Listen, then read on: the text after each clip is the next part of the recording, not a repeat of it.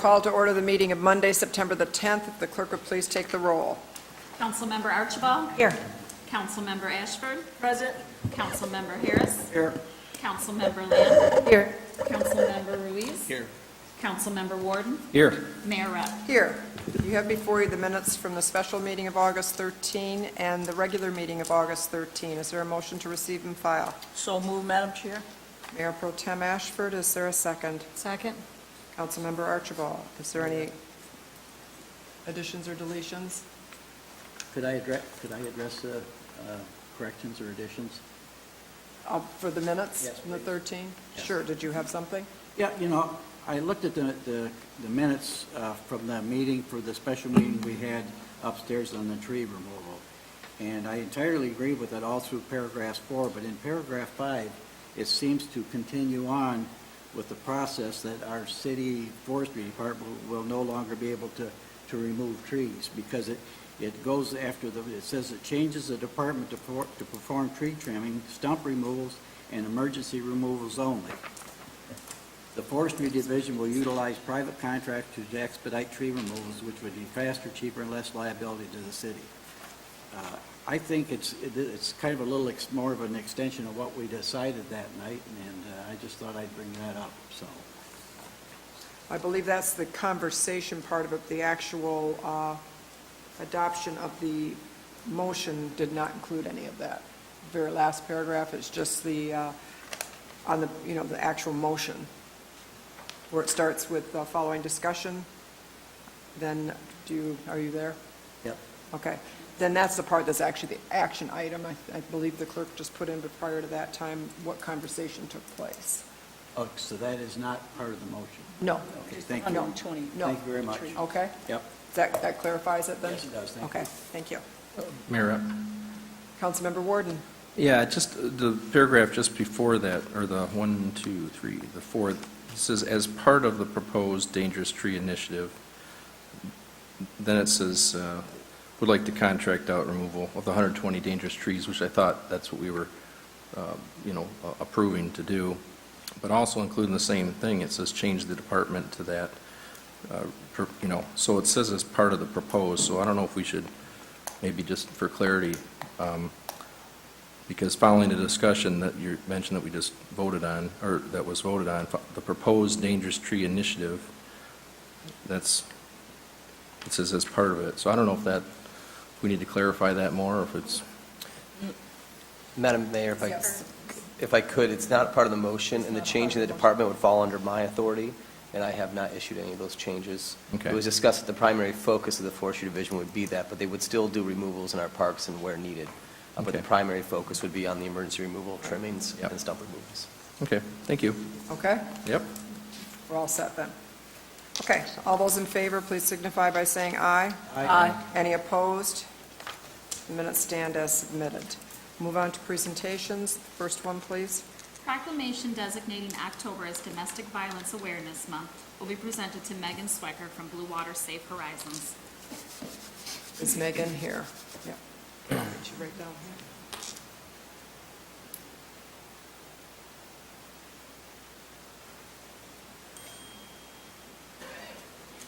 Okay, I'll read the proclamation, then if you'd like to make a few comments. Okay? Whereas domestic violence is the willful intimidation, physical assault, battery, sexual assault, and other abusive behavior as part of a systematic pattern of power and control perpetrated by one intimate partner against another. And whereas in the United States, an average of 20 people experience intimate partner physical violence every minute, equating to more than 10 million abuse victims annually. And whereas 1 in 4 women and 1 in 9 men experience severe intimate partner physical violence, intimate partner contact sexual violence, and/or intimate partner stalking, with impacts such as injury. And whereas domestic violence is prevalent in every community and affects all people regardless of age, socioeconomic status, sexual orientation, gender, race, religion, or nationality. And whereas victims and survivors of domestic violence should have support in their community to find the compassion, comfort, and healing they need, and domestic violence abusers should be punished to the full extent of the law. And whereas the City of Port Huron and Blue Water Safe Horizons urges community members to take this opportunity to educate themselves about the impacts of domestic violence in the City of Port Huron and to become familiar with the resources and programs available. Now therefore, I, Pauline M. Rep., by the authority vested in me as mayor of the city of Port Huron, and on behalf of council members Archibald, Ashford, Harris, Lamb, Ruiz, M. Warden, do hereby proclaim October 2018 to be Domestic Violence Awareness Month, acknowledging our community's responsibility to speak out against domestic violence and support the local efforts to assist the victims of these crimes. Thank you very much. If you'd like to say a few comments. Sure, absolutely. Thank you so much for having us this evening.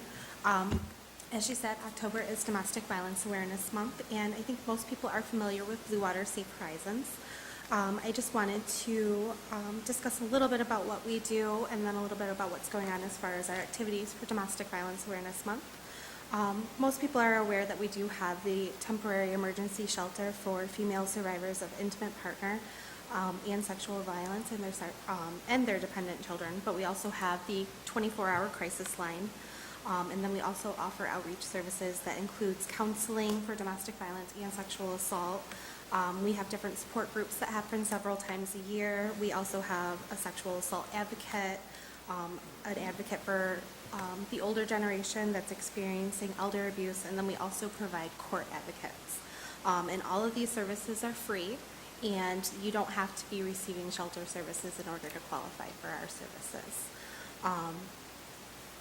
And then there's some statistics with domestic violence, of course, which she went over pretty extensively, so I won't go over those again. But then with our Domestic Violence Awareness Month, we have some activities coming up. We have on October 6th our annual Mutt Strut, and that's beginning at noon to 2 p.m., and it starts at the Blue Water Bridge Boardwalk. Throughout the month of October, we're going to be doing a cell phone drive. And we haven't nailed down where we're going to have boxes at yet, but I know we will have one at our outreach and administration offices where people can come and donate used cell phones, and we'll turn them over to the correct people, and they turn them into free phones that survivors can use in the event that theirs are broken or they lose them when they are actively fleeing. And then October 25th is our National Day of Action, and we just ask that everyone wear purple to promote domestic violence awareness support. I think all we got going, so. Thank you. Thank you very much. Do you want to introduce your Oh, yeah, cohort This is our here? Outreach Program Director, Rochelle Bannon. What's your name? Thank you. What's your name? Rochelle Bannon. Oh, okay. Are there any questions about our services or our agency that any of you may have? Does anyone on council have any questions? I don't have any questions, but I do have a comment. Thank you for being there for people that find themselves in that condition. And I guess I do have a question. Do we have a high rate, I mean, without saying any numbers, is it high, medium, or low here in the city of Port Huron?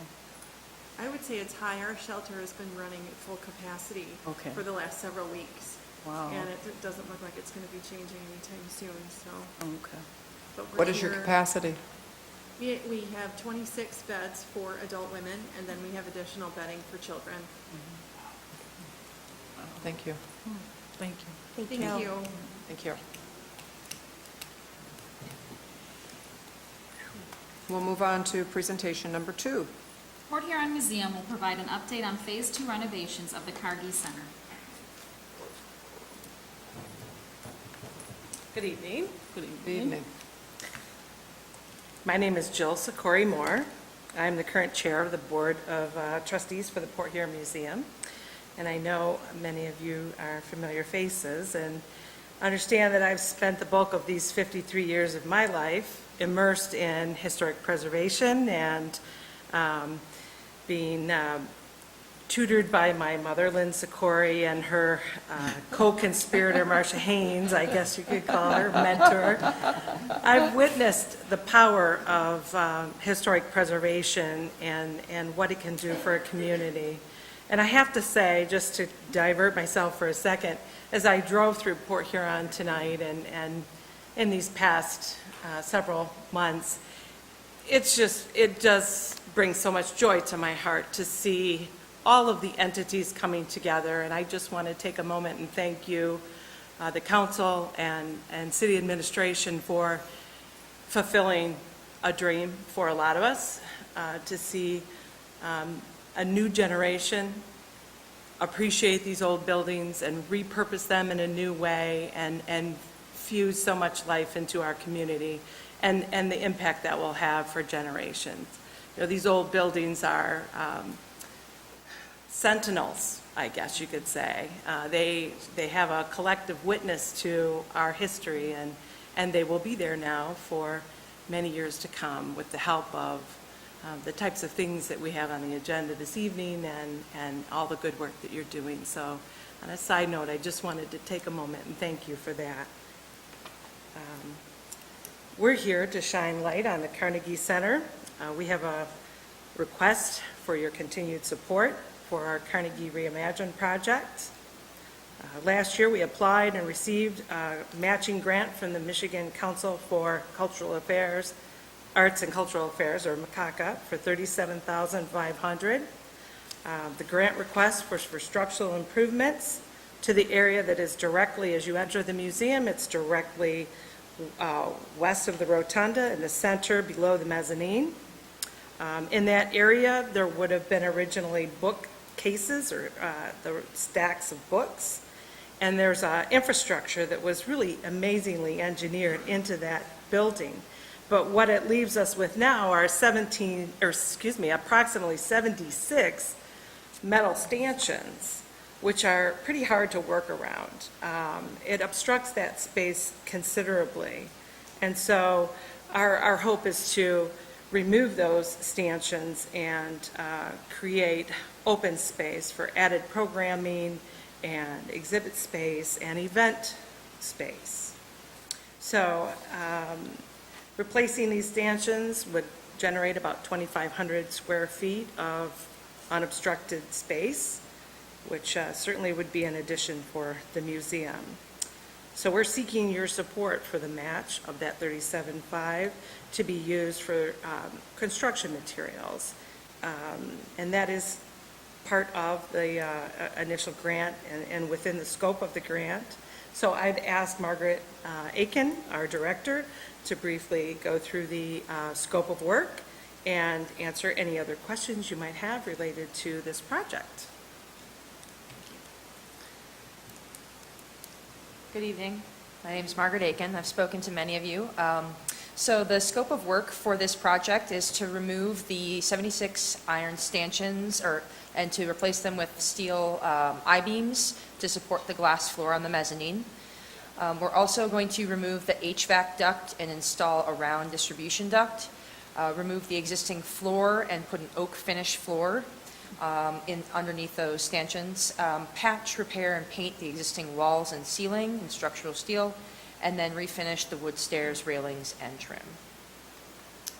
So this is an image from Keith Flemingloss, our structural engineer, and this is what the new space would look like when we have the stacks removed. As you can see, the first floor would be open, so we would have a lot more space for exhibitions, programs, and events. The second floor would have a few more beams, but it would still be an open space where we could use cases and movable walls to have exhibitions. Do you have any questions? Does anyone on council have any questions? Is the lighting going to change too? Yes. Or does, okay. The That's lighting all will I know. change. Okay. Madam Mayor, if I could, Yes. I just want to say what's important to note about this project is that although the museum has applied for the grant and got the grant, that matching funds is structural improvements to the building that we own. And so not only are we investing $37,000 into our own building, but the Arts Council will be investing $37,000 into our building. So we will actually maintain that asset. So it's an enhancement to the city. It's not like we're not giving you money. We're just investing money into our own buildings. I think that's important to note as well. It's not like we're giving the museum a check. It's investing into our capital asset. You're kind of overseers of our money, make sure you're doing the right thing. I would just like to say, I can understand that, and with this match, I think if we don't, you don't get that, you don't get the $37,000. Is that Right, correct? we would lose it. We would have to return it to the state. That would be a shame. Yeah. Yeah. But even though that'll be a shame, I still would have to, question and make sure that our due diligence here as far as, the city manager, that you make sure you check all the dots in there, if we can afford that, to do that. Is that your Correct. Okay, your recommendation, we can. Yes. Okay. So, just, when I always visit the museum, felt like I was going in the bathrooms, after bathrooms, because there's a hole here, there's a hole there, And so I think this open floor plan would be great, it'd be more inviting, and just a lot cleaner, and I think the people would appreciate something like that. Yeah. We do So- too. Oh, okay. No, well, thank you for having that vision. This is an extension of your project, which you started several years ago, Yes, isn't it? So, yes. Yeah. Yeah, and the museum also has a skin in the game. Oh, So, okay. in addition to that grant money, we are doing fundraising and contributing to this project as well. Okay, that's good. And I know this is phase 2, is that correct? Yes. How many phases do you have? Well, we would like to, with this phase, we really wanted to make sure that we didn't overreach, that we Okay. were very prudent with our budget. Okay. So we hope to add renewed or renovated bathrooms to the second floor, what we would call the main floor, which would have handicap accessibility on the main floor. So at this time, the bathrooms are on the lower level. And there's elevator access to that, but it would be nice to see that as maybe a phase 3, so. All right, thank you. Thanks, Mayor Rep. Councilmember Harris? Mayor, I just wanted to thank for the little tour we had the other day of the building. And like I said over that day and stuff, I think that my biggest thing right now is, that I would worry about is the cost of it, I think the project's a great project, but just looking at examples out there in the community right now with what people are paying for construction work and stuff like that, I'm not sure if we'll have enough money. I mean, I think we will, but I don't know if you're budgeted enough money, so. Well, this is, I pray that you're doing it right, because you have a contingency built in. yes, we do. But That's like what I was gonna say, the cost right now, just nosing around projects and stuff, it's kind of not a good effect on you, but I will be supporting it, but I just hope we can keep the cost of where we're at, so. Yeah, thank you. Yeah, I appreciate the concern. I mean, there is a contingency in here, and we've worked with Beam Construction to ensure that these are the numbers that we can work within, so, That's a very good contractor, too. yeah, Yes. definitely. We do have some in-house work that we're doing as well, to just kind of keep that cost down. Between phase 1 and phase 2, in total, how much money have you raised from private donors within the community? That dollar number, you know, Ballpark it. 250,000, And that's not from the city's coffers, that's private individuals. yes, and grant funding. Yeah. It's amazing. Did you have something? Yes, please. Councilmember Ruiz? And when I think about the years past, sitting on council where we were, talking about anything from moving the museum to other buildings and such, and then we all, I think, realized that if this was a possibility, that to keep that building would be the right thing to do, and to have this city with its museum and such. And then I hear the familiar names that are bandied about in terms of who's connected with this museum. Once again, it looks like we're in good hands. This is one generous community.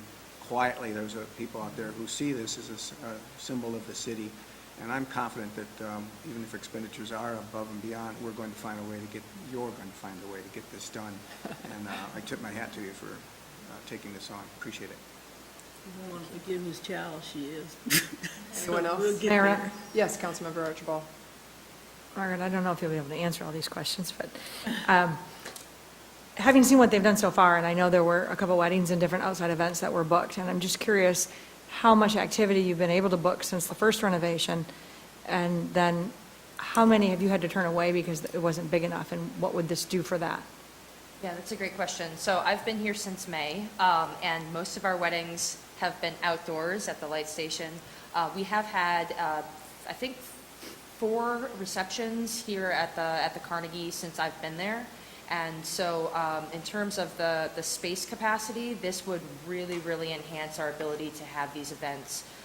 It's 2,500 square feet of additional space that has hence, been not very usable with all the stanchions in place. So I anticipate that we'll be able to accommodate, somewhere between 75 and 100 more people, depending upon what the fire marshal says, which will be incredibly helpful. Likewise, what about exhibitions? Have we turned any away because we just couldn't accommodate them? They were too big? There are limitations when we go shopping for outside exhibits. We have had to look in other directions because of the space. One of the things too is the front door and the access to the building. So sometimes that's prohibitive as well. So down the road we might look to make some adjustments on the door. We've had to remove the door and put the door back, and just to get some of the artifacts or the exhibit pieces in. But we've been able to manage, but it is somewhat limiting.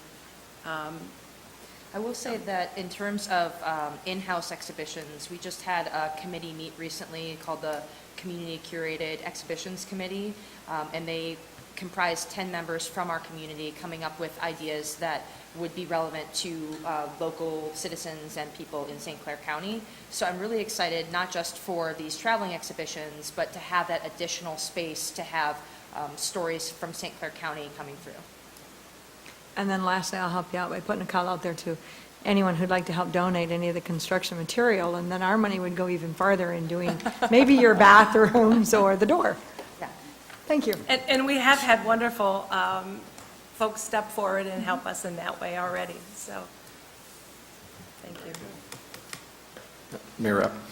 Councilmember Wood? Yeah, I just, as everybody else has shared very similar thoughts, I love the museum. I think it's, that building that we have, I am a big believer in, cherishing, recognizing it, and then also now that you guys are taking the step to put the hard work in to kind of renovate and update, I commend you, I appreciate it, and I think it's, I'll definitely be supporting this, and I appreciate all your efforts that go on behind the scenes to continually to reach out and share the importance of that building and what we can do to just revitalize it and update it a little bit. So thank you very much. Anyone else? Thank you for your presentation, and I did take the little tour the other day, so it was nice to do that and see what you were talking about in person, but it is a great building, and we do need to keep it up, so thank you. Thank you. We will move on now to public hearings. Number 1, please. To hear comments on the establishment of an obsolete property rehabilitation act district for the property at 306-310 Huron Avenue. Following the hearing, the council will consider a resolution to establish the district. Is there anyone in the audience who wishes to speak to public hearing number 1? Please just give your name and... Hi, Michelle Jones Fernandez with the has-been purchased the Emory building. This is, I don't have any big presentations, but this is our architect's rendition of the final of the building. We also have that posted out there. I don't know if you want to pass it down. You can Okay, pass yeah, it if you down. just give it to Councilmember Harris. We can... But we purchased what was the Emory building, the old Woolworth building. It is considered functionally obsolete. We've had the certificate done by the county assessor. It's due to the lack of upgrades, repair, and neglect. Our plan is to rehabilitate it. That has already been presented to the Historical Society, and they have approved our rendition of bringing it back up to the historical for the outside. On the inside, we plan to put a loft, one loft upstairs for ourselves, and then 3 offices. And in the main floor and part of the basement, we plan on putting a grocery store. Since the city is considered an urban food desert, that's one of the things we think would really benefit the community. So we have been working on that very diligently, and hopefully we'll have something soon. But and in the basement, another thing that, as a lofty now living down there, grocery store is very valuable to have. When you forget that gallon of milk, and you have to run out and get it. And the other thing is storage. Your golf clubs, your skis, your fishing equipment, whatever, your bikes. We have a $270,000 building storing our bikes right now. So that's someplace to have stored. So in the basement, we plan to put the wine cellar and the beer for the grocery store, as well as an area for loft storage, some cage storages, so that people can come in from the lofts, be able to walk down there, get their bikes, get whatever they need, winter, summer, and flip out and do that type of thing. So that's our approach on the building, and we are very happy that you invited us here and that we were able to go for the obsolete property rehabilitation exemption, OPRA. So that will help us, enable us to be able to, this and the other grants that we've gotten to be able to make it happen. Well, thank you. I think it's a wonderful opportunity, and I think it's, I commend you for it. And I know it's going to be a lot of work, but I think it's going to be great when it's done, so So we keep our Yeah. fingers crossed, so. it will be. Okay. Questions? Anybody have any questions for her? Well, I'm glad she took interest. A long time coming. That's going to be a great addition to that corner, a great addition. It's something that's really needed. Yeah. Yeah. Nope, I don't. Mayor Rep? Councilmember Ward? Yeah, thank you very much. And, you know, that building downtown, it's actually, you're my neighbor. The Kresge Building is a beautiful building. The history of that, the Woolworth, and this rendition and what you guys are going to do, thank you very much for, you know, you have now a nice little piece of participation in the history of downtown Port Huron, and to renovate it to that extent, that's just amazing. So I thank you, and also I saw that the Witt families, Sanctum Contracting, they do great work. Yes. They have been putting their mark and helping out around town as well. And so I just wanted to, and this obsolete designation is one of those very important tools. That's something that is going to be such a huge undertaking that allows somebody that's a developer to utilize the money toward the renovation. And I think it's one of those things that I definitely appreciate you guys stepping up, and I will support this. Thank you. Great, thank you. Anyone else have any comments? No comments, but just to recollect, we do have lights running from your building, right? Oh, yes. Okay, That well, was the thank first you things so we did. much for that. 'Cause I didn't want another hole downtown. Yeah, I was thinking that those lights stretch there, good. Yep, we do. Yeah, thank you. Thank you very much. I need a motion now to establish the district. So So moved. moved. Support. Okay, we got Councilmember Archibald, Mayor Pro Tem Ashford. If there's no more comments, we will take the vote. Councilmember Archibald? Yes. Councilmember Ashford? Yes. Councilmember Harris? Yes? Councilmember Lamb? Yes. Councilmember Ruiz? Yes. Councilmember Warden? Yes. Mayor Rep. Yes, we'll move on to public hearing number 2. To hear comments on the application for an obsolete property rehabilitation exemption certificate for 306-310 Huron Avenue for 6 years. Following the hearing, the council will consider a resolution approving the application. Now that we have the district, we need to approve the application. Is there any other comments from the audience for public hearing number 2? I'll declare it closed, and is there a motion to approve the application? So moved. Support. We'll just do it in reverse this time. Mayor Pro Tem Ashford, Councilmember Archibald. Is there any further discussion? Madam Mayor, just note that this is for a 6-year exemption request. This is on par with what we have, the council set as precedents throughout the city. So City Flats Hotel received 6 years, some of the Witts developments received 6 years, I believe some of the Jones properties received 6 years as well. So we have set a precedent for this threshold of investment at 6 years of exemption out of the 12 allotted. But the Public Act also states that if they need an extension, it can't go beyond 12. Correct, correct. So you'll know that. Yes. So we'll take the vote. Councilmember Ashford? Yes. Councilmember Harris? Yes? Councilmember Lamb? Yes.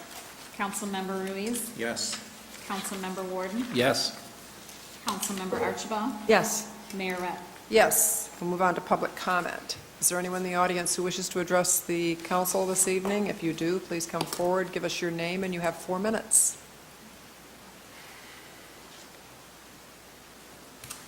James Fisher, 816 Court Street. Mayor Rep, Mayor Pro Tem Ashford, City Council Manager Reed, and Clerk Johnsek.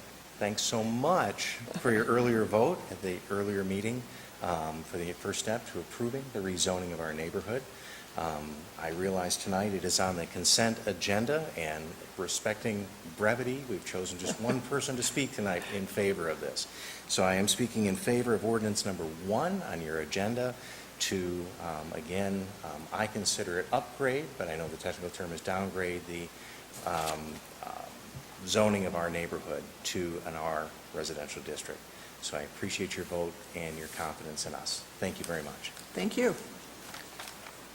Is there anyone else in the audience who wishes to address the council this evening? Please come forward. Seeing no one, I'll declare public comment closed, and we will move on to the consent agenda. Is there a motion? So moved. Mayor Pro Tem Ashford, is there a second? Second. Mayor Rapp? Councilmember Lamb? Sorry. Did you, Councilmember Harris? Would you remove resolution number 12 from the Yes. consent agenda, please? Thank you. No problem. Okay.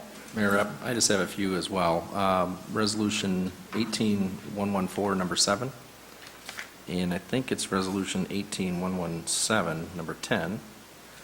And I actually would like to, even though it will be brief, ordinances number 1, the second reading enactment, I would like to remove that from the consent agenda. 18016. Okay, we'll take the vote. Councilmember Harris? Yes? Councilmember Lamb? Yes. Councilmember Ruiz? Yes. Councilmember Warden? Yes. Councilmember Archibald? Yes. Councilmember Ashford? Yes. Mayor Rep? Yes, the item is on the consent agenda with scheduling public hearings for September the 24th to establish a district for obsolete property rehabilitation district at 1026 Military Street, and also to hear comments on the application for a obsolete property rehabilitation act certificate for the same address. Confirming and approving single lot special assessments for the cost of sidewalk replacements in the right-of-way. And second reading and enactment of an ordinance to amend Chapter 52 zoning to define home for the aged, independent or assisted living facilities, nursing homes, convalescent homes, rest homes, and memory care facilities, and their principal permitted uses and parking requirements. That's the items that were adopted on the consent agenda. We will move forward to from the city manager, number 1. Approving the bid from Midwest Power Systems Incorporated in the amount of $128,000 for pipework installation in sludge storage tanks 1 and 3 at the wastewater treatment plant. Is there a motion? So moved. Councilmember Archibald, is there a second? Second. Councilmember Lamb? Is there a discussion? Madam Mayor, I'll have Lenny come up to give a brief explanation. Thank you.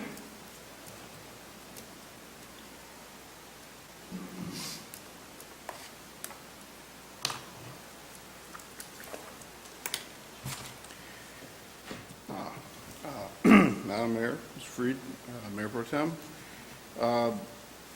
This particular item is a part of a recurring maintenance that we've been doing on the biosolids tanks out at the wastewater treatment plant. If you recall, last year, the council approved the cleaning of 4 of these tanks, and as a result of this, we ended up having to repipe those tanks because of the age and damage or the infirmity of some of the valves we could not replace. We repiped it.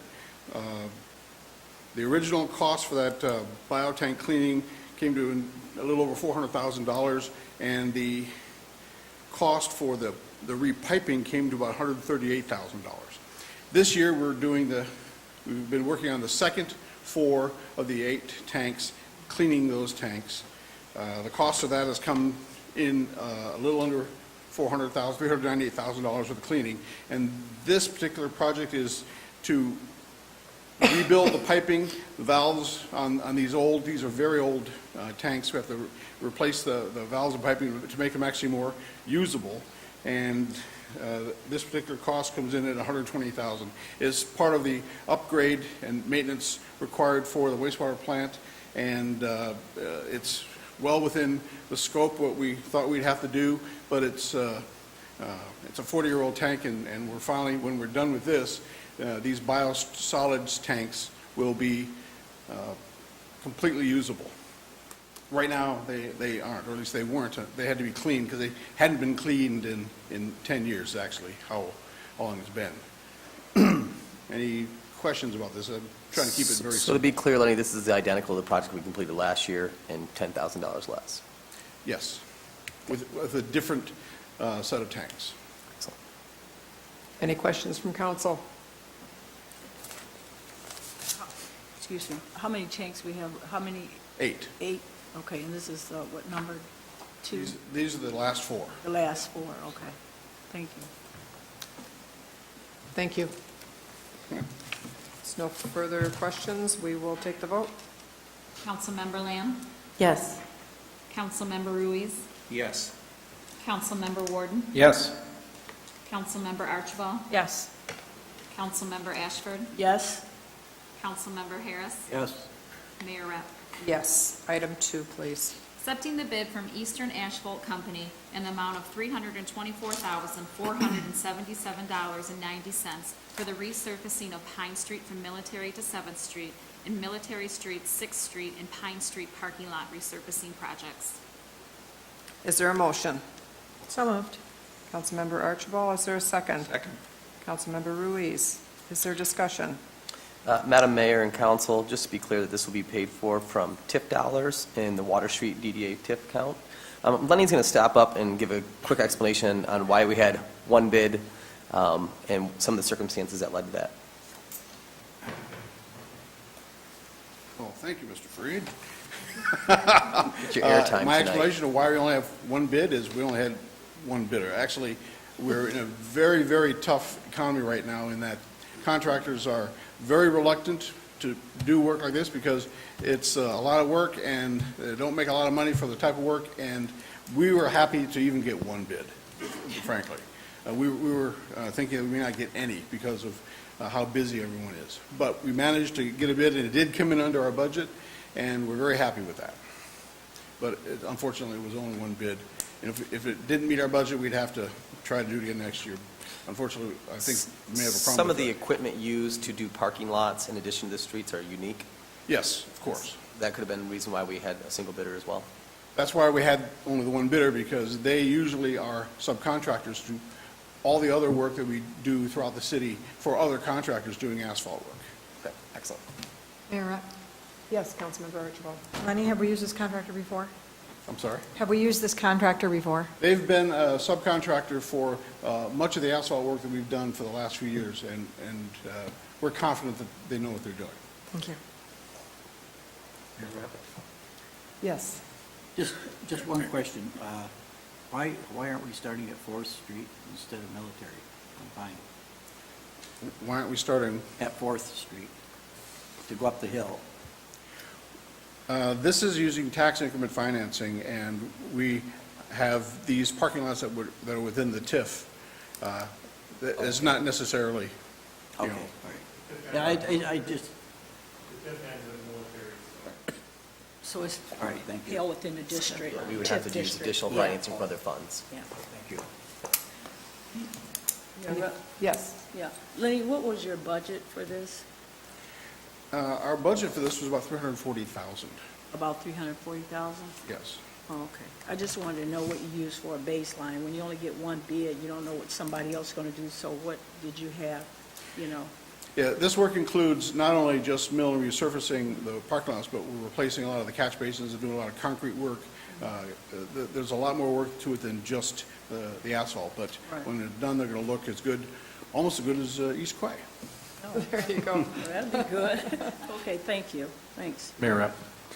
Yes, Councilmember Yeah. Warden. All curb and gutter is going to be all redone as well on these? Yes, The sir. curb? Okay. Yeah, thanks. Appreciate it. Thank you. We will take the vote. Councilmember Ruiz? Yes. Councilmember Warden? Yes. Councilmember Archibald? Yes. Councilmember Ashford? Yes? Councilmember Harris? Yes. Councilmember Lamb? Yes. Mayor Rep? Yes. Item 3, please. accepting the quote from Dive Rescue International Incorporated in the amount of $12,400 for 8 Aqualung Rapid Diver Pro Rescue dive units for use by the fire department. Is there a motion? So moved. Councilmember Lamb, is there a second? Second. Councilmember Archibald. Madam Mayor, I've asked Chief Nicholson and firefighter Jeff Easter, who I will dub tonight Scuba Steve, and you'll find out why, to come down and give an explanation for this item in a demonstration. A demonstration? Yeah, you'll get the Scuba Steve part by the time this is over with. Does he need water? Yeah. Should have had the aquarium set up. Yeah. Discussed before. Mayor and council, this is Jeff Easter from the fire department. He's a senior firefighter. He's been with the department for 21 years. He's the head of our water rescue project, and in a former life, he was in the Marine Corps as a water survival instructor, so he is well-versed. This request is for the purchase of 8 Rapid Diver Pro Rescue dive units for the use by the fire department. These units were professional-grade devices manufactured by Aqualung, a company originally founded by Jacques Cousteau in 1946. These are rapid downing units that will be assigned to the fire department's frontline apparatus as well as our rescue boat. These dive units feature ruggedized construction, cold water-compatible regulators, 48 pounds of lift for the rescue of submerged victims, and a 27 cubic foot breathing air capacity, which will allow an approximate diving time of 25 to 30 minutes with an added safety reserve. We received 3 bids from various dealers, and the lowest bid was from Dive Rescue International, as stated, from Fort Collins, Colorado. Just as a note, their price was 30% below MSRP. There's a 1-year warranty included, and Aqualung has several dealers here in the state they'll be able to utilize for off-season maintenance. In the past 12 months, we have conducted a total of 86 water rescue, rescue swimmer, dive operation, and dive tender training sessions across all 3 shifts. We are also moving forward with a formal dive training program for 18 interested fire department members. These PADI-approved courses will be conducted by instructors from Anchor Bay Scuba in Fairhaven. We're working with our members so they can attend off-duty, eliminating overtime normally required for backfill. Our plan includes all 18 members completing open water and advanced dive rescue certification, along with specialty courses in dry suit, nighttime, and off-boat operations. We're also exploring training options for blackwater operations, which would allow the fire department to operate in near-zero visibility conditions in the Black River. As far as the training is concerned, we're pursuing grant funding for those training sessions, and we will have an answer at the beginning of next week. We do have a contingency fund to plan to fund this training out of our normally allocated training budget, albeit over a 2-year timeline. So right now I'll have firefighter Easter demonstrate the unit. Like I said, these will be placed on all the frontline fire apparatus, 2 units per rig, and also the rescue boat that's moored off of Quay Street.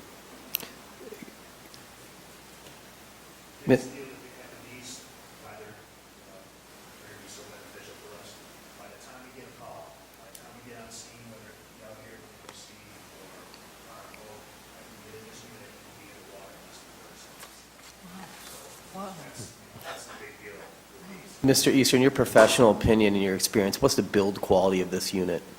We're top of the line. This is military grade, family stuff in the military, and public safety departments.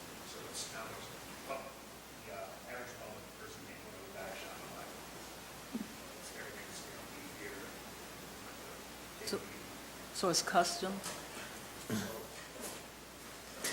Oh, my goodness. How heavy is that? Oh. Wow.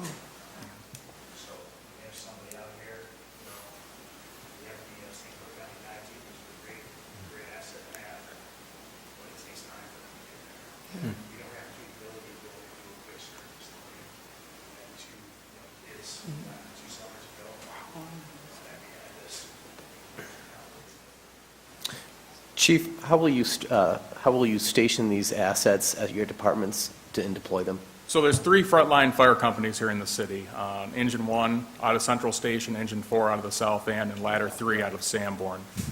2 of these units will be assigned to each one of those apparatus. And then Additionally, 2 more units will be assigned to the rescue boat, which I said was, that's stationed off of Quay Street right now, and it's staffed by the members of Engine 1 out of Central Station.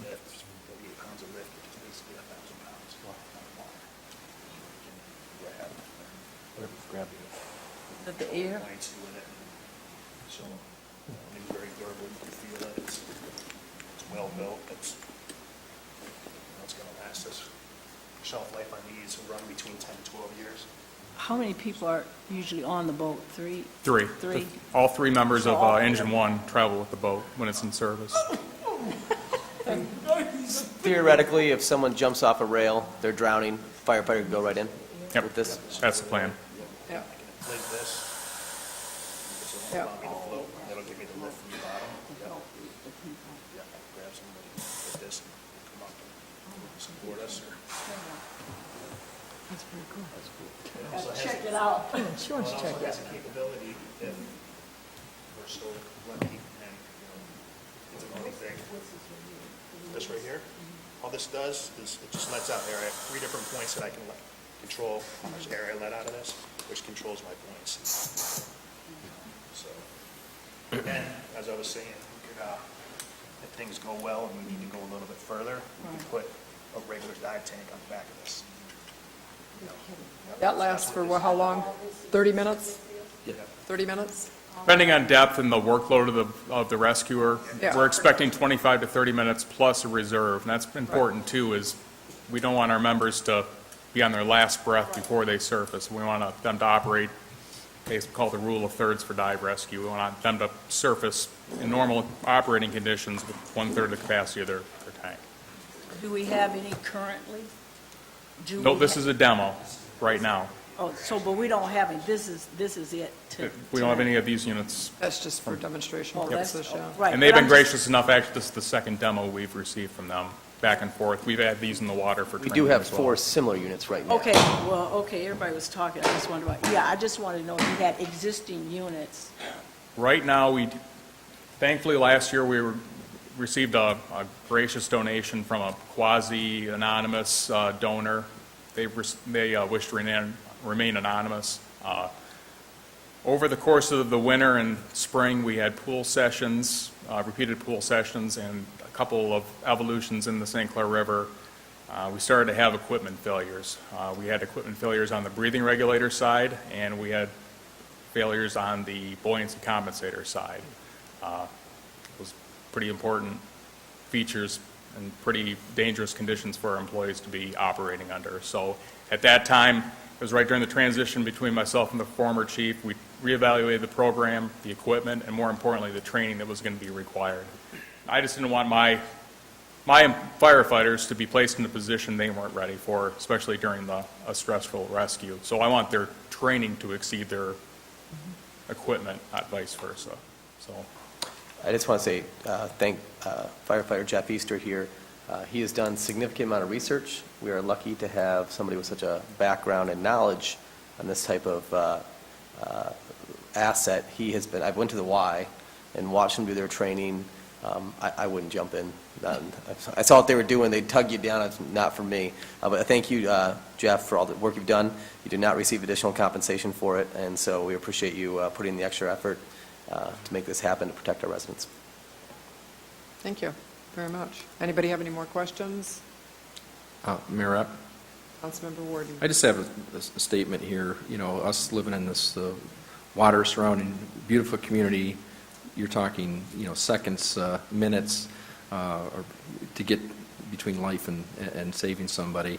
And to have these at such the Aqualung brand, and you mentioned Jacques Cousteau, the original, I think fully support this for us to get this to our first responders like yourself, and thank you for sharing that little demonstration. But more importantly, I think it's a small price to pay for us to have that additional, not only safety for our firefighters reacting, but to be able to get in timing-wise to make it expedited. So thank you. Mayor Rep? Mayor Pro Tem Ashford. Yeah, I like this, when I heard you give your presentation, Chief, the safety component in it and the failure in the equipment, and that was the reason I was asking, because it's not only one life you're trying to save, it's a risk that you may lose 2 lives in the process. So it's best to give your people the right tools to do the job, and I think that this is it, and I certainly will be supporting this for you. Any other questions or comments? Thank you very much. We will take the vote. Councilmember Warden, Yes. Councilmember Archibald, Yes. Councilmember Ashford, Yes? Councilmember Harris, Yes. Councilmember Lamb, Yes. Councilmember Ruiz, Yes. Mayor Rep. Yes, we'll move on to resolutions. Number 1, please. Authorizing 5 payments. Is there a motion? So moved. Mayor Pro Tem Ashford, is there a second? Councilmember Ruiz. Is there any discussion, questions about any payments? That was Councilmember Harris. Oh, Not unless he's a Boy. ventriloquist. because you, His mouth didn't move. It was me. Or was that you? I thought it was. No, it was Ken. Oh, jeez. Boy, sometimes you can't tell. I know it was. Now you've got the poor clerk confused. It was Councilmember Harris. You guys are all sounding alike. They are sounding alike. You're right. Okay. Any questions on the payments? We'll take the vote. Councilmember Archibald, Yes. Councilmember Ashford, Yes? Councilmember Harris, Yes. Councilmember Lamb, Yes. Councilmember Ruiz, Yes. Councilmember Warden, Yes. Mayor Rep. Yes. Number 2. Authorizing submission of the Consolidated Annual Performance Evaluation Report for the 2017 program year to the U.S. Department of Housing and Urban Development for the review and approval regarding the use of CDBG and home funds. Is there a motion? So moved. Councilmember Archibald, is there a second? Second?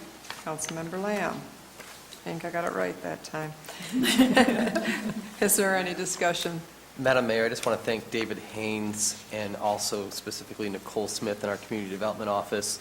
It's one thing to adopt a plan annually for the CBG in home funds. It's another thing to actually execute it, be audited, and meet the metrics and the goals that were outlined, and they have done that time and time again.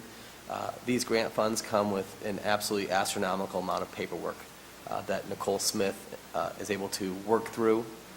She's been audited. We hear around the country all these audits where someone finds out with the CBG funds or something like that, or something's awkward.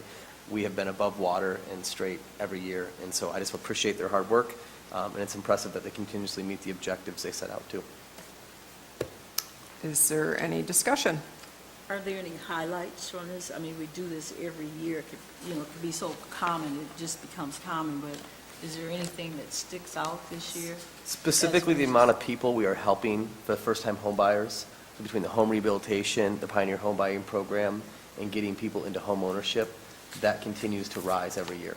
And we constantly have a need that outpaces our available funds. Okay. And for example, on page 8, I see where under this, is that criteria 10?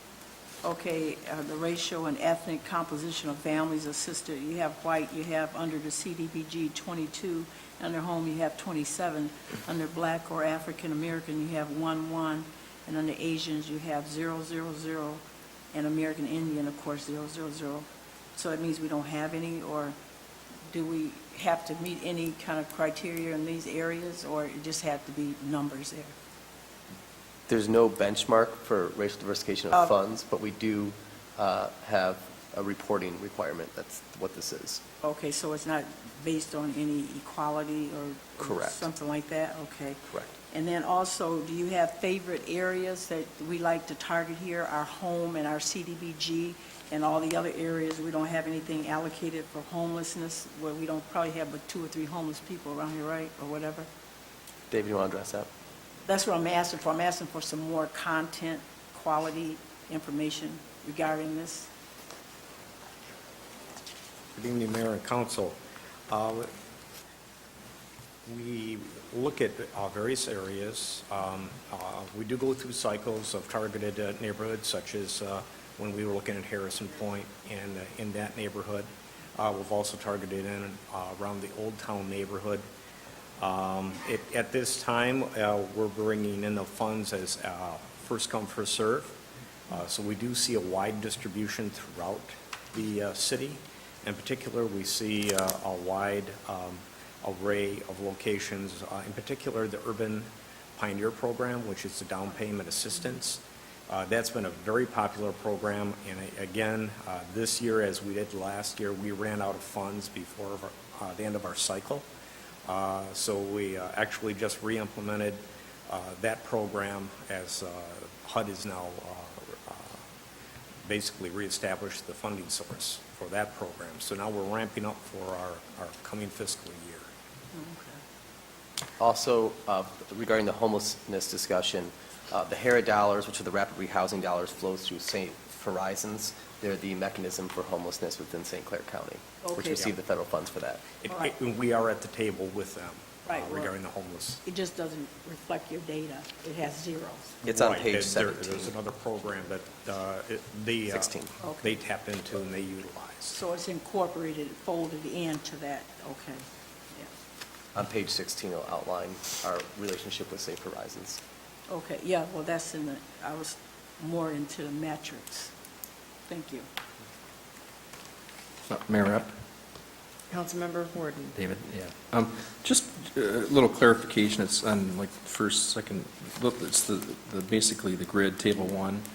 And I just had a question on the sidewalk section. There's 2 sidewalks there, non-housing community development, and it has households assisted 200 for 200, which is 100%. But the number above it says it's 20 persons assisted, 2,579. But is that just is that something that separate that we haven't done assisted 2,500, or we're planning on to 2,579, or was that somehow tied into the? And again, it's on just the table 1 accomplishments. If you look down there, it's right below the section 108, the loan reserve amount, and it has the first. There's 2 sidewalks sections there. As households assisted is 200 for 200 with 100%. But just above that, it says 0, and then it has 2,579. I just was kind of wondering what that, just so I can understand what that number is. That number reflects other than low mod, and because we use our CDBG money strictly for low mod income projects, we don't utilize the CDBG dollars in those areas. Okay. So that is, the 0 is, but the 2,579 is, that's, what is that, how am I supposed to read this chart?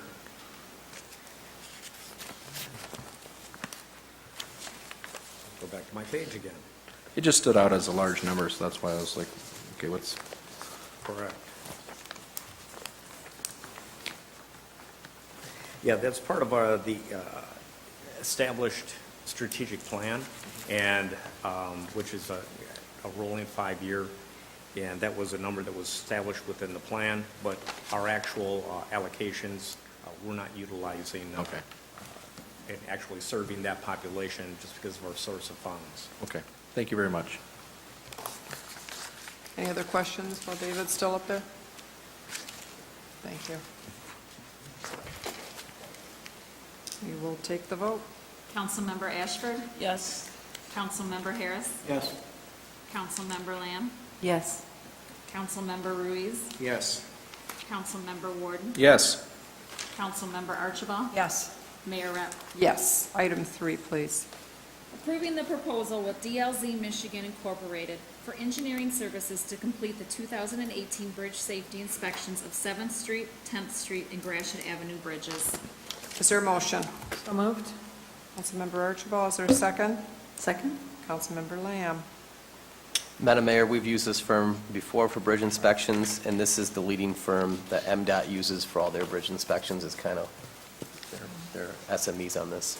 How often do we do this? I want to say every 3 years, but I could be wrong, so. Is it every 3 years we do this? Yes, sir. We do this every 2 years. 2 years, okay. And, well, never mind. I'll wait if you have another question. You don't want to answer something you got asked, huh? Is there any other questions from council? We'll take the vote. Councilmember Harris. Yes. Councilmember Lamb. Yes. Councilmember Ruiz. Yes. Councilmember Warden. Yes. Councilmember Archibald. Yes. Councilmember Ashford. Yes. Mayor Rep. Yes. Item 4. Approving the agreement with the sole source supplier Nevplash USA for the purchase and installation of an artificial sledding ramp and tubes for use at Palmer Park with proceeds from a grant received from Kaboom Company and the Ralph C. Wilson Jr. Foundation. Is there a motion? So moved. Councilmember Archibald, supported by Mayor Pro Tem Ashford. Is there discussion? Could we have Nancy maybe explain it?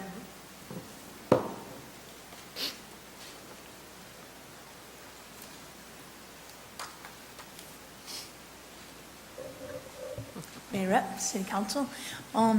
This is something very original. There's not many of them around. We saw it at a conference, an international conference actually. And this can be used in the summer, it can be used in the winter. So everyone loves Palmer Park for sledding, so now you'll be able to do it year-round. So we're trying to kind of make Palmer Park is basically our, hub of all our activity with our new Sprout City. And the Wilson Foundation was very excited about trying this in Port Huron, and it's going to be another, way for kids to enjoy Palmer Park. We're trying to, again, come up with free play activities that kids get off their screen, something different, and the tubes will we'll have a little hut there that person will be kind of operating Sprout City and the new sled hill for both summer and winter. So it's a pretty cool thing.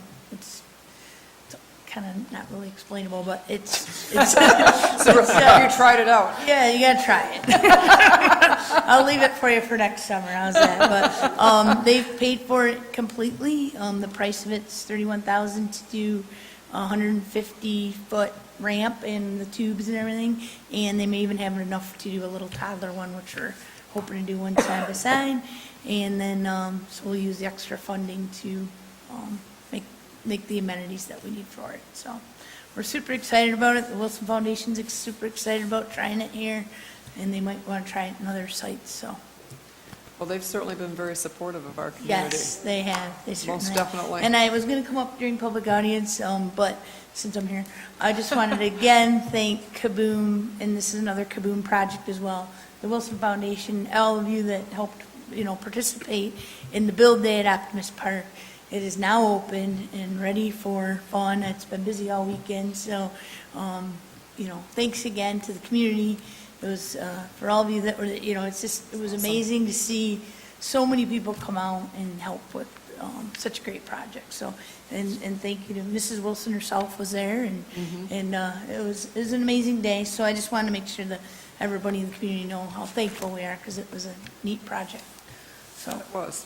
yes, so. Glad I didn't get the and this will be mulch. too. A lot of mulch. But back to the sled, and if there's any questions on that, but it's kind of along the same line. It's through the Kaboom Play Everywhere Challenge, and it's just a smaller project, so. So it's water in the summer and ice in the winter. It's no water. You just slide down. It's just blue, yep, you just slide down. It's- Oh, Yeah, okay. it's made of, it's almost like an AstroTurf, but better. I got to go on one, it's pretty sweet. Not gonna lie. So when will this be completed? It would be for next summer. Yeah. Yep. So they'll do it in the spring? Yep, then. we'll do it in the spring. Now, did they pick the location or we did? They picked the location because of the rec center, yeah. I always give them 3 choices to see what would have the best possibility of kind of making it ahead of time. And they like Palmer Park because that's where all our day camps are and all our programming. So they chose there. Plus it has the cool hill. I mean, you have to build It does that have a nice somewhere hill. else. Yeah. Yes. Yeah, do have to have a hill. You have to have a certain amount of slope, so. Yeah. Any other questions for Nancy while she's up there? Thank you. Thank you. We'll take the vote. Councilmember Lamb. Yes. Councilmember Ruiz. Yes. Councilmember Warden. Yes. Councilmember Archibald. Yes. Councilmember Ashford. Yes. Councilmember Harris. Yes.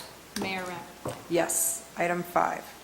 Approving the request from the Port Huron Museum to provide matching grant funding in the amount of $37,500 for Phase 2 renovations to the Carnegie Center. Is there a motion? So move. Mayor Pro Tem Ashford, is there a second? Second? Councilmember Lamb.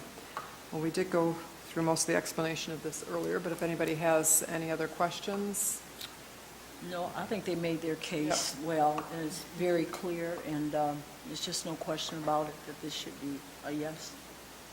If there's nothing further, we will take the vote. Councilmember Ruiz, Yes. Councilmember Warden, Yes.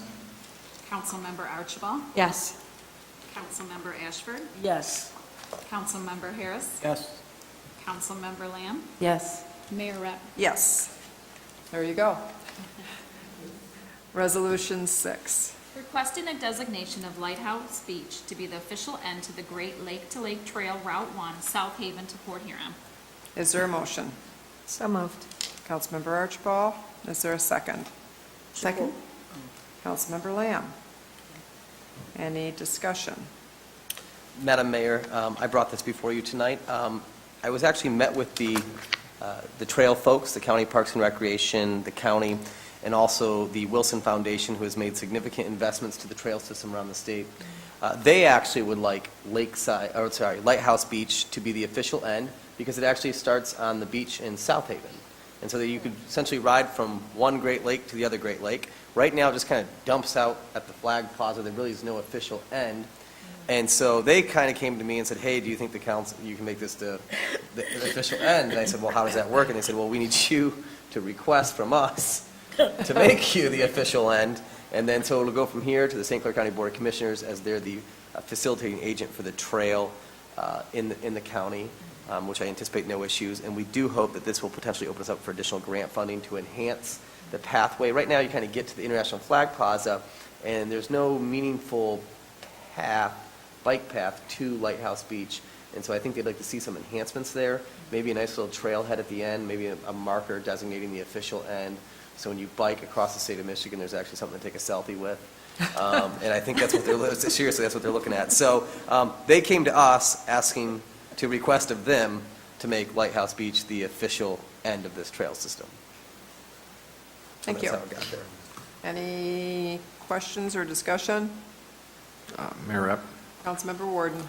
is there any other of our other beaches that wanted to be stepped up and said, hey, we'd like to be the end?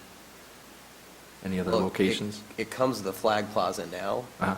so Lighthouse Beach is like 3 blocks away. Yeah. That'd be pretty close. I'm not being serious. I'm like, I just I had to look at it's it the toughest like thing I've ever- I think it's great for our city, puts us on the map still again, and it actually ends right there as official at the Lighthouse Beach, which, yeah, so I'll fully support that. I think if you biked from South Haven all the way to Port Huron and it didn't end at the lake, you'd be a little disappointed if you didn't get to see the lake. We'll take the vote. Councilmember Warden, Yes. Councilmember Archibald, Yes. Councilmember Ashford, Yes. Councilmember Harris, Yes. Councilmember Lamb, Yes. Councilmember Ruiz, Yes. Mayor Rep. Yes. Item 7, please. Authorizing the mayor, city manager, Parks and Recreation Director, McMorran Place General Manager, and/or legal counsel to execute and retrieve any and all documents and to take the necessary actions concerning the issuance and delivery of the new Class C license for 701 McMorran Boulevard. Is there a motion? So moved. Councilmember Archibald, is there a second? Second. Councilmember Ruiz. Madam Mayor, I sent you a few email correspondence regarding this. First was, there's nothing we need to be done. We need to do another resolution, then no, there's nothing else we need to be done. And then after referring with legal counsel, they said, we probably should throw this on here because we actually have to authorize someone to drive to Lansing and pick it up. And that person actually needs to be authorized by the council to pick it up. So it'll be either one of us who have time to go drive physically to Lansing and grab it. So that's pretty much what this is, but it's all taken care of beyond that. Thank you. Any discussion? Yeah, Mayor Rep, just on this, initially it was trying to transfer the McMorran license over, and reading the follow-up supplemental stuff, that it was needed to be a new Class C license issued. I guess, is there any differences or anything that would, have different hurdles to jump through for if we are going to allow some alcohol or liquor activity at McMorran or even the parking lots and that type of thing. Does anything really change with this new Class C license? Nope, nothing else. Same thing as last time. And so, yeah, as far as any barriers to some of the nonprofits or different people that might apply for some of the different events around town, if they want to use this license or on this property, would they have to do it, or the city, would we have to do anything additional for, if a... Well, nobody an can use our organization- liquor license. Yeah. We are in charge of it. We don't allow anyone to use it. Sometimes we work with a nonprofit to help serving, say at Rock in the River. Yep. But it's our license and we are responsible Yeah, for it. so that's going to still be barrier-free to those type of Nothing's activities? changing. Okay. Nothing's Well, I changing. appreciate the follow-up, and I also appreciate, hearing that dialogue that actually occurred. And then quickly, the compliments to our city attorney to get this thing through for, I guess, getting a new Class C license issued to fulfill that. So. Any other questions or discussion from council? We'll take the vote. Councilmember Archibald? Yes. Councilmember Ashford? Yes. Councilmember Harris? Yes. Councilmember Lamb? Yes. Councilmember Ruiz? Yes. Councilmember Warden? Yes. Mayor Rep? Yes. Item 10. Correcting the single lot assessment amount for a previously declared single lot assessment for the cost of sidewalk replacement in the right-of-way. Is there a motion? So moved. Councilmember Archibald, is there a second? Second. Councilmember Ruiz. Discussion? Mayor Rep? Councilmember Warden. This, I guess, just a couple of questions. Again, I think, and this owner has, come to city council meetings or even, sent things for maybe different issues. And when I read this here, I just wanted to make sure I understood that initially there was we declared, or the city council declared a $348 for the sidewalk replacement. Is that on his property? And then it says that the property owner took the corrective action himself to address the issues. Why, I guess the question is, why is it corrected from 348 to 187? And did the owner of record actually complete what was required of him? Because it's this specific person, will have our legal counsel address it. Okay, sorry. Good evening. Yes, you are correct that you have seen this name many times before. We've probably received, north of 300 letters from him over a variety of different issues. This is a gentleman that has approached me on a number of times. He approached me at this time with some photographs. It was pretty much a timing issue. I met with Lenny's staff to figure out what the facts were, and there were 8 flags that were marked for replacement. He was given 30 days to replace them. He didn't do it. After we had gone out and marked those to be replaced, ordered the contractor in, he went out and fixed 3 of the flags. And so he had photographs of those having been fixed, and then they were replaced by our contractor. So we thought, in talking with Lenny, that it was fair to adjust his bill, and it was based upon, the cost of those 3 flags. That's what came off the single lot assessment. Okay, thank you very much. Just a point, just to add to what Mr. Shouty said, I have personally received north of 400 to 500 correspondence with this individual, oftentimes with significant cash and envelopes that we've had to issue back to him, and so we've had a significant amount of issues with him, so it's something to be aware of. And, I think he has about 7,000 in overpayments to the city that we cannot give him back. We return his money, he rejects the letter, and then we deposit it and send him a check, and he won't cash them. I've tried to touch base with his family members to, try to get a hold of somebody that maybe can help him, but he doesn't live in our city. He lives on the other side of the state. So we try to treat him fairly every way we can, and this is an example. He raised what we thought was a legitimate point, and we addressed it. Thank you. We will take the vote. Councilmember Ashford? Yes. Councilmember Harris? Yes? Councilmember Lamb? Yes. Councilmember Ruiz? Yes. Councilmember Ward? Yes. Councilmember Archibald? Yes. Mayor Rep? Yes. Item 12. Confirming and approving single lot assessments for fines, assessments, and/or the cost of removing blight, blighting factors, and/or causes of blight, as well as the abatement of the nuisance. Is there a motion? So moved? Councilmember Archibald, is there a second? Support. Mayor Pro Tem Ashford. Discussion. Councilmember Harris. Let me try to explain this the best I can. When you look at the documents for what the payments and stuff that we have here, and we looked about halfway down the chart there, and we're talking about Best Transitions LLC. The owner's name is Yvette Harrison. Miss Harrison, who has 3 properties in the city of Port Huron, was cited for blight violations for paint and this, that. Well, through her neglect, the fines have accumulated to $2,560. But I guess what I'm trying to bring here to council tonight is the fact that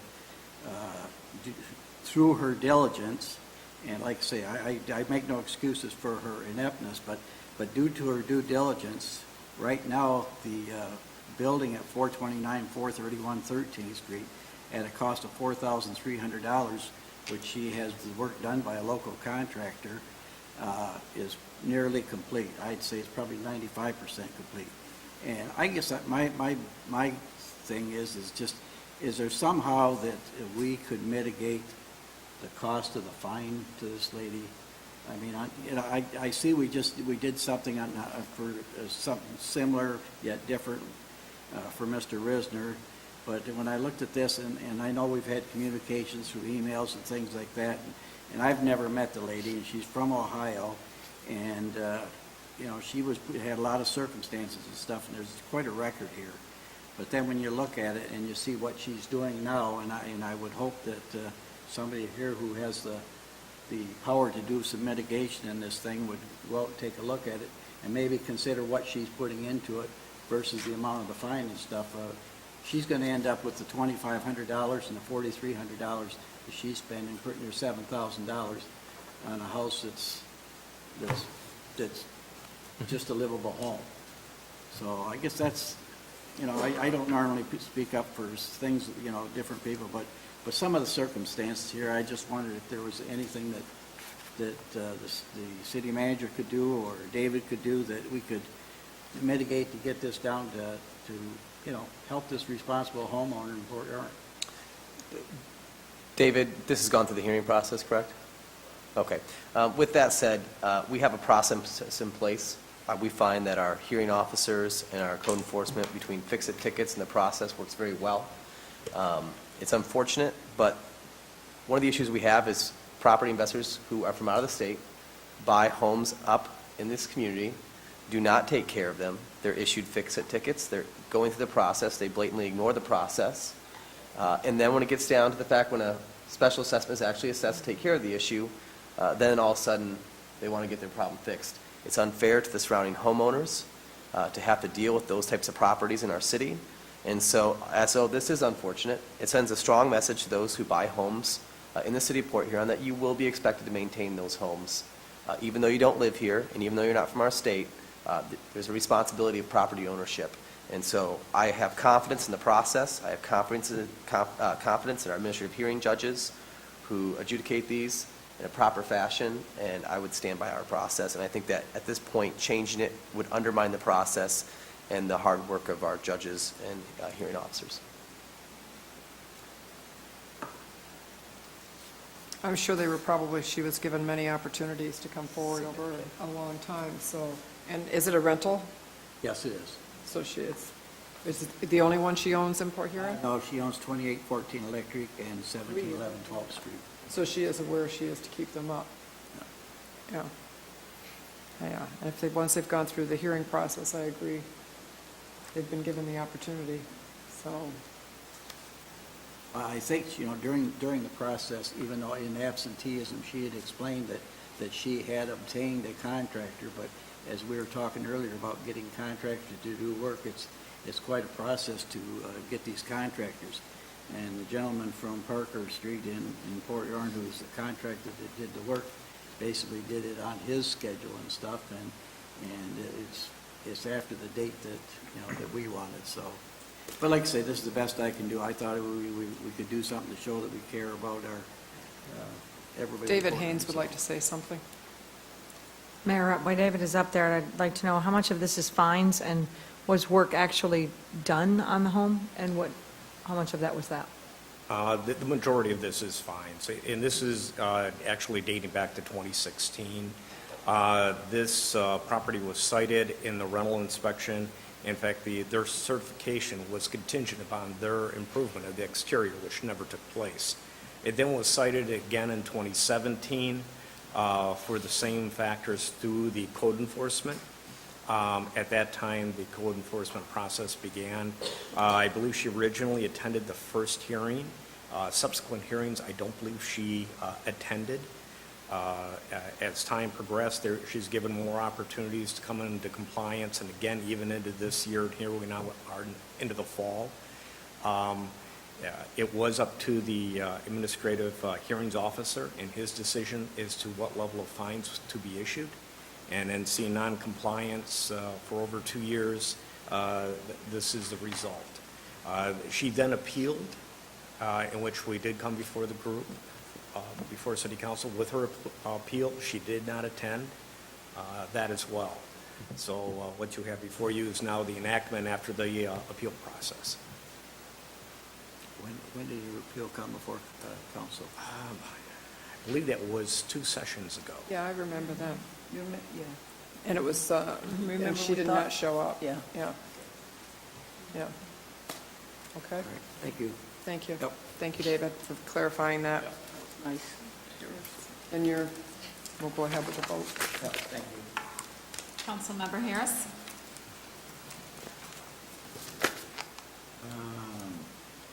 You might as well say yeah. You try. Yeah, yeah. Reluctantly. Yeah, it's okay.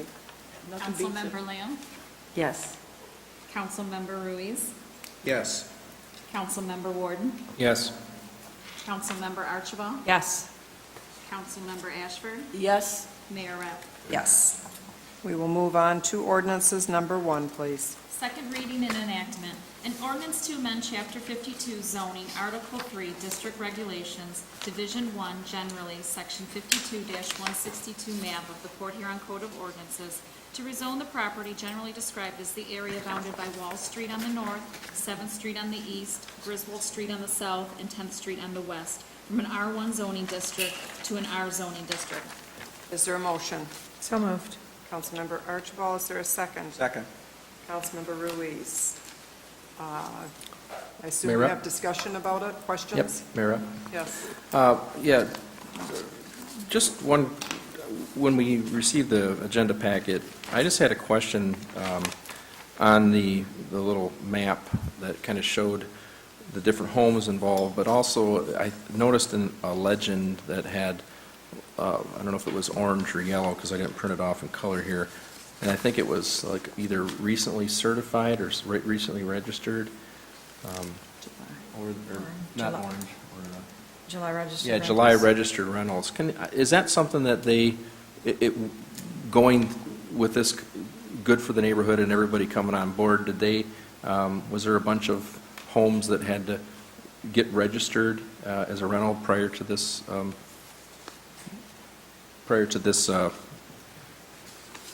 ordinance going into force? David Haynes will address that.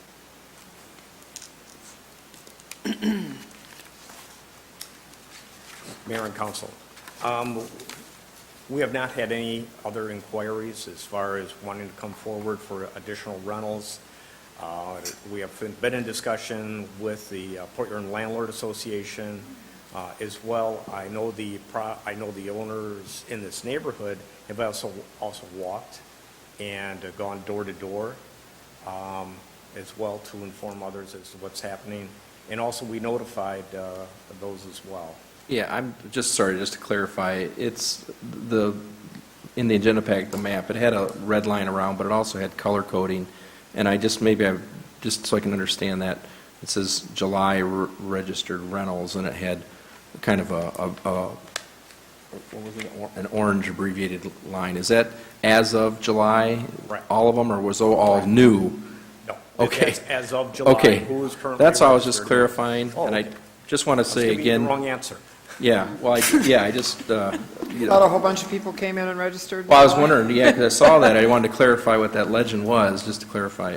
Again, I compliment that whole neighborhood for taking the initiative, going door to door, again, building neighborhoods together, and knowing that switching it from, from an R1 to an R, I compliment and congratulate, those that started the process and the whole group there. And I just had to ask that question, or it would have been a brief on the consent agenda, but I needed a little clarification on that, so congratulations. Thank you. I think then if everything's been addressed, we will take the vote. Councilmember Lamb? Yes. Councilmember Ruiz? Yes. Councilmember Warden? Yes. Councilmember Archibald? Yes. Councilmember Ashford? Yes. Councilmember Harris? Yes. Mayor Rep? Yes. And thank you for a good job.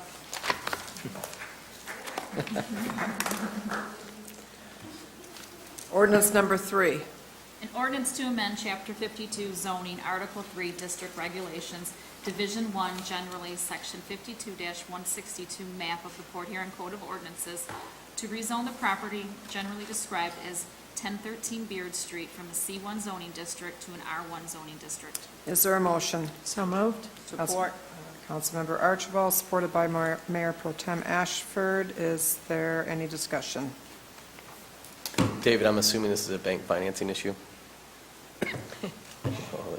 Poor David, he has to keep getting up and down. Sure exercise, yeah. To answer your question, yes, it is. Chris, Troy Young is looking to sell this property, and the future property owner cannot purchase the property or is having difficulty in getting financing because it's currently zoned as C1.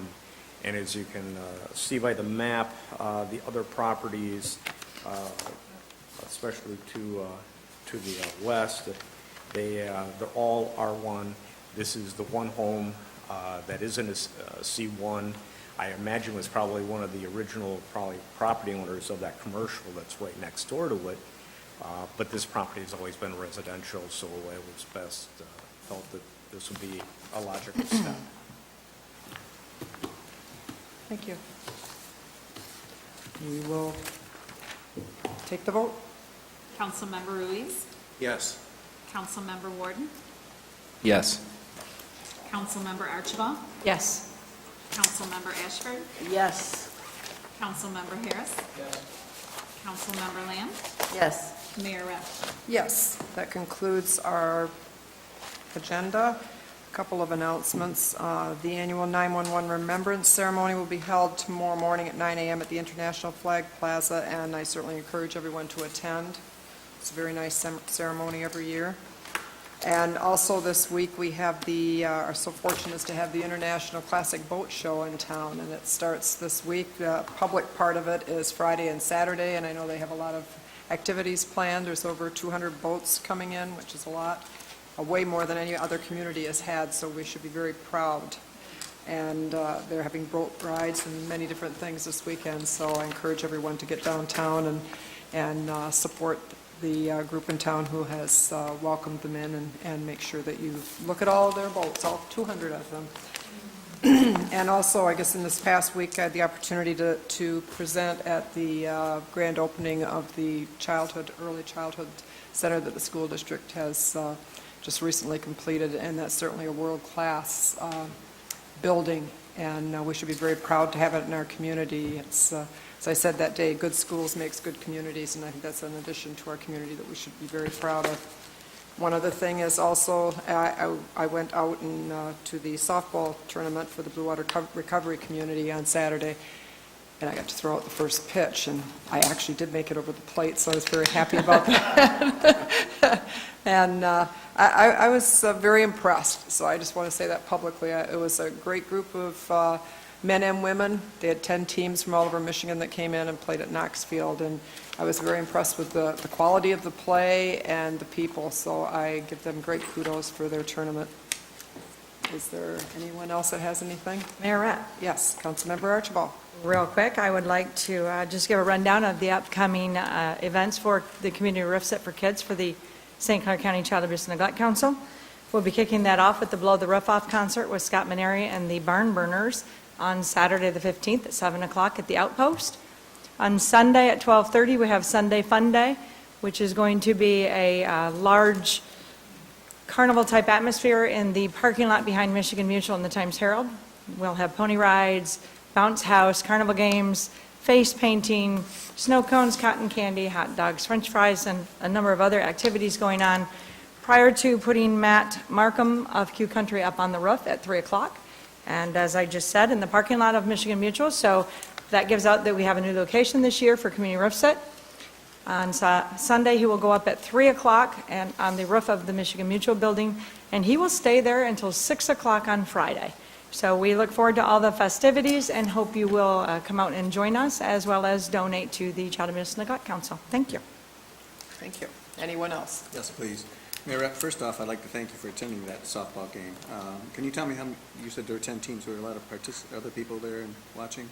There was later in the day. Early in the morning, it was very chilly out there, I will say that. And I was there for the first game, but I understand that then I had to leave because I had other plans later in the day. But there was a lot of people, a lot of spectators. It was very well attended, I understand, later in the day. They put that together in the last couple of years, and I'm glad it's attended that way. And if I may, the Kaboom project at Garfield School, I was not there, I admit, but my better half, my wife, who lived right around the block as a child, said, I'm going to be there.